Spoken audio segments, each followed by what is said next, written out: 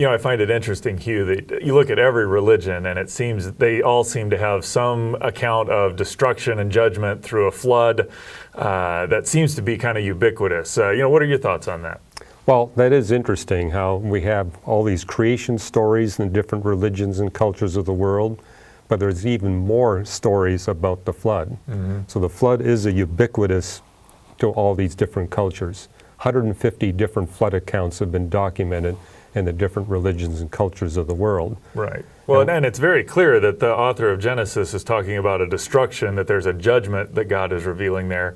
But how have, as you go through time, so let's go to, the early Jewish thinkers and the church fathers, how did they think about the flood? What were they thinking about and talking about there? Well, the Bible gives the most extensive account on the flood, much more than you get in any of these other accounts.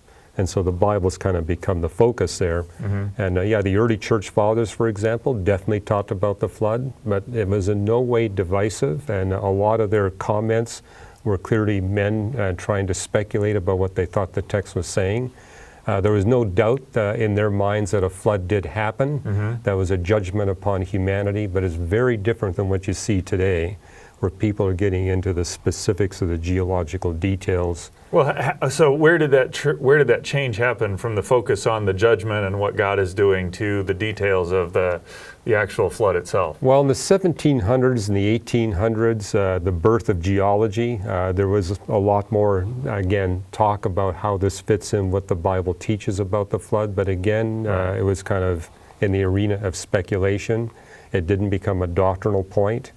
What was the change there? Well, what you had within the Seventh-day Adventist Church was a lay geologist by the name of George McCready Price. Okay. And he wrote a number of books, and one in particular on flood geology, which is this idea that the flood of Noah was not only responsible for destroying all of wicked humanity, but also responsible for all the geological features we see in the face of the earth. It really didn't take root until you've got John Whitcomb and Henry Morris publishing their book, The Genesis Flood, in 1961. This is when it became throughout the whole evangelical Christian community, popularizing the view that the Bible definitively taught that the flood covered the whole planet with water and is responsible for virtually all the world's geological features. It was flood geology that gave birth to the young earth creationist movement.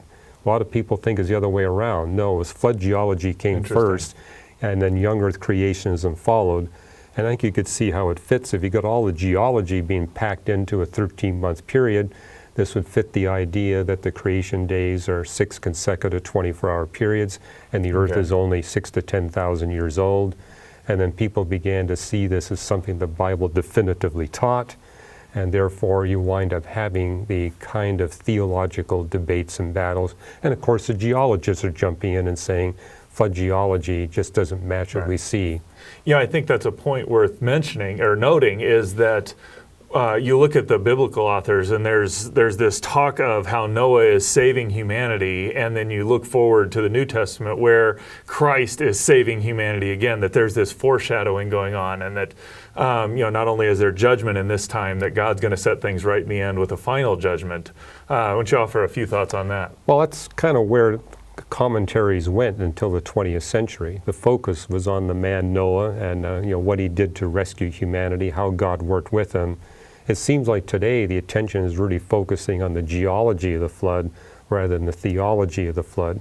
And as I see things moving from the 20th century to the 21st century, the focus is more and more towards that, what I would call out of balance. Yeah. And even if you go back to, say, the 18th century, when geologists were talking about this, again, they really weren't so focused on the geological details as people are today. And of course, this is where the controversy is. So it's kind of like, it's kind of the takeaway is, why don't we would be well served to go back and focus on the theology. What does it tell us about who Christ is, what God's redemptive work is doing in the world, rather than getting focused on the details of the geology itself. Yeah, and that's the emphasis of the biblical text. Right.